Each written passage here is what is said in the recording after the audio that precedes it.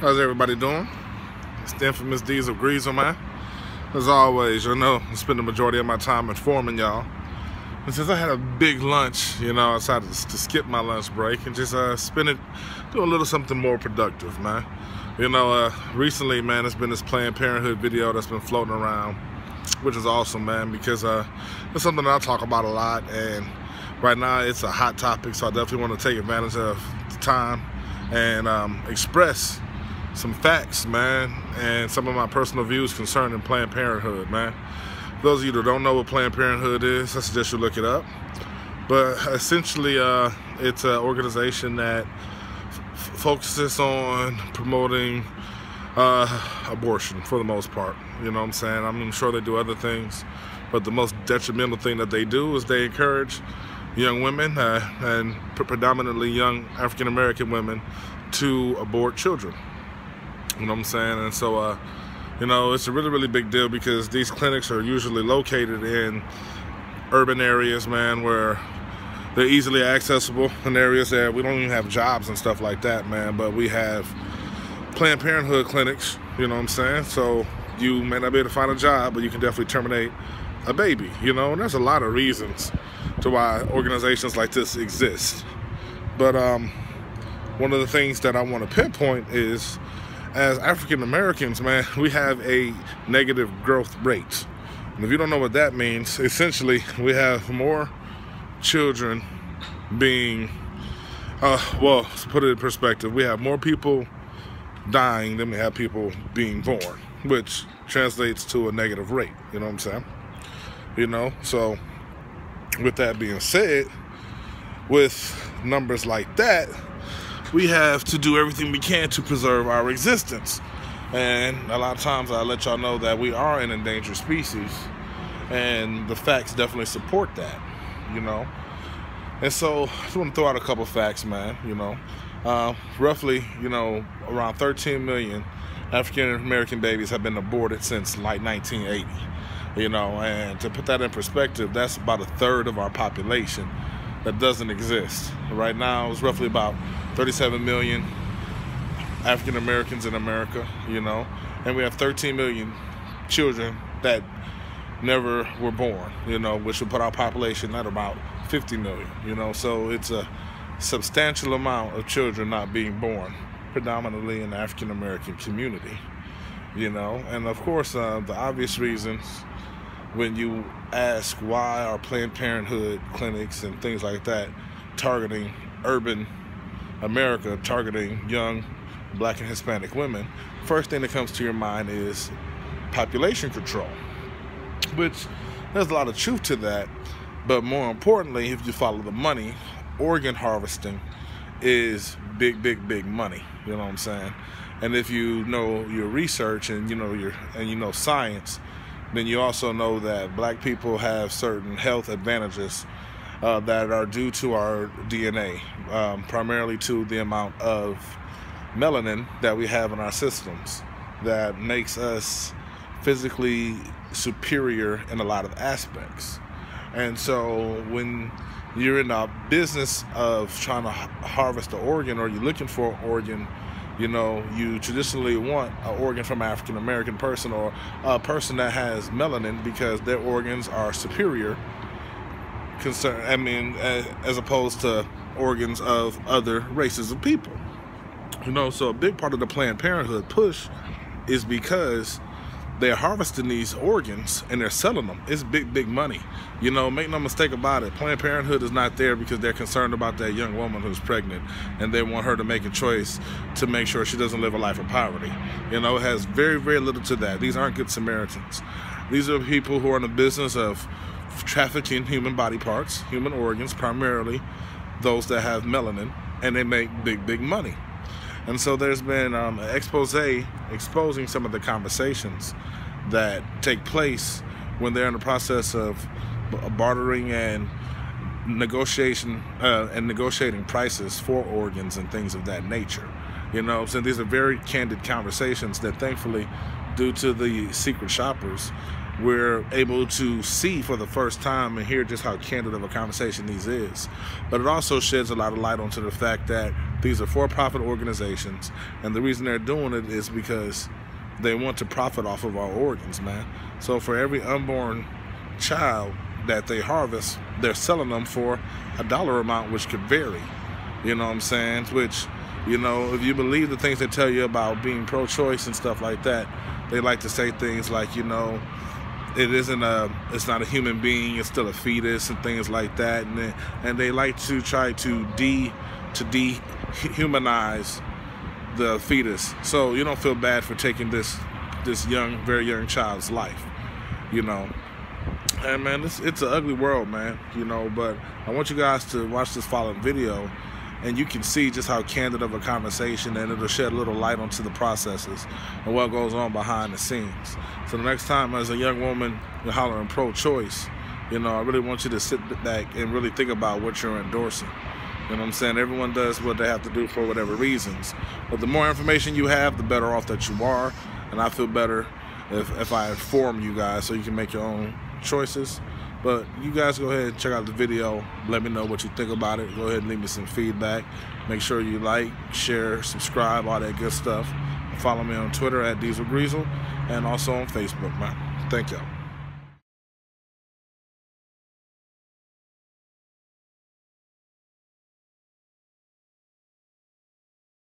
What would you expect for intact tissue? What sort of compensation? What sort of... Well, why don't you start by telling me what you're used to paying?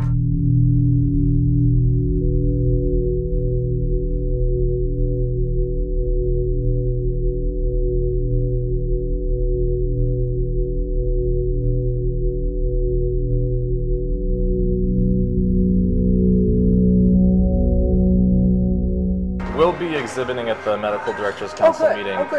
a couple of weeks, so I don't know if you'll be attending. I'm now the president of that organization. Oh.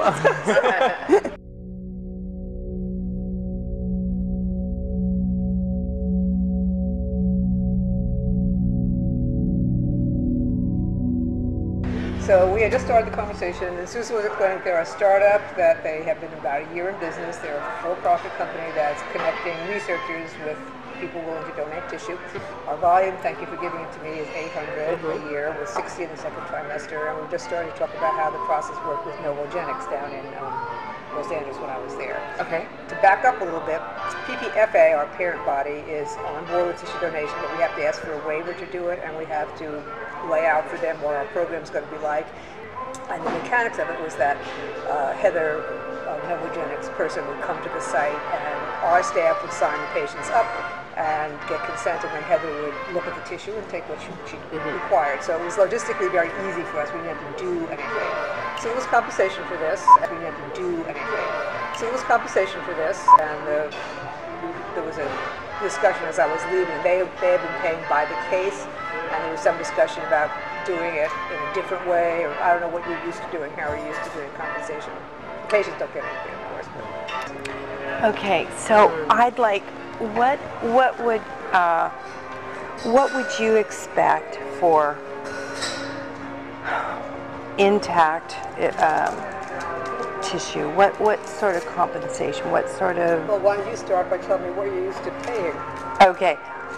I don't think so. I would like to know what would make you happy.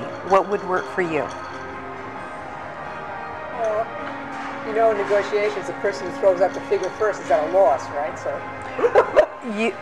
No, I don't look at it that way. I know you want to play that game. I get it, but no, I want low ball because I'm used to low things from. You know what? If you low ball, I'll act pleasantly surprised, and you'll know it's a low ball. Okay. What I want to know is what would work for you. Don't low ball it. Okay. Tell me what you really. $75 a specimen. Oh, that's way too low. And that's really way too low. I want to keep you happy. I've been at places that did 50 too. But see, we're not in it for the money. Well, why don't you start by telling me what you're used to paying?